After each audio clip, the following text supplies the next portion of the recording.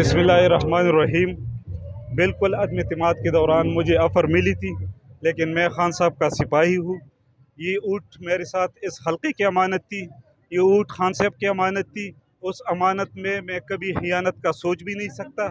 उसने ऑफ़र की थी कि 2 टिकटें भी दूंगा, एक प्रोविंशियल और एक नेशनल असम्बली की।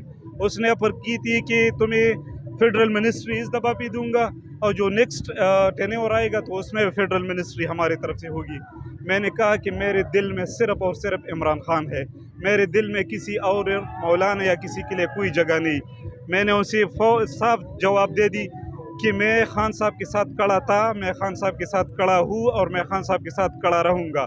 और मैंने ये भी साथ उसे कहा कि ऊँट तो मामूली चीज़ है, खान साहब के लिए जान भी हाजिर है। ये इम्पोर्टेड हुकूमत है, ये मिक्स अचार की हुकूमत है, ये PDM की जो हुकूमत है, ये बाहर से बैरूनी साजिश, बैरूनी मुदाहिलत उसकी बेस पे बनी हुई है। ये पाकिस्तान की आज़ाद खारिजा पॉलिसी को चैलेंज किया गया है।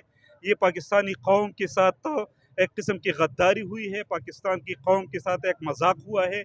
ये बिल्कुल कामयाब नहीं हो सकता। सारे चोर हैं, और जब सारे चोर एक जगह पे इकट्ठे हो जाए तो जो चोरी का माल उसका होता है तो उस पर उसका हमेशा झगड़ा रहता है।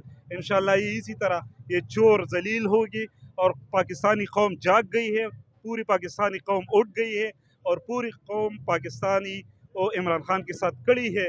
और इंशाल्लाह इस दफ़ा 2/3 मेजॉरिटी से पाकिस्तान तहरीक इंसाफ की हुकूमत आएगी।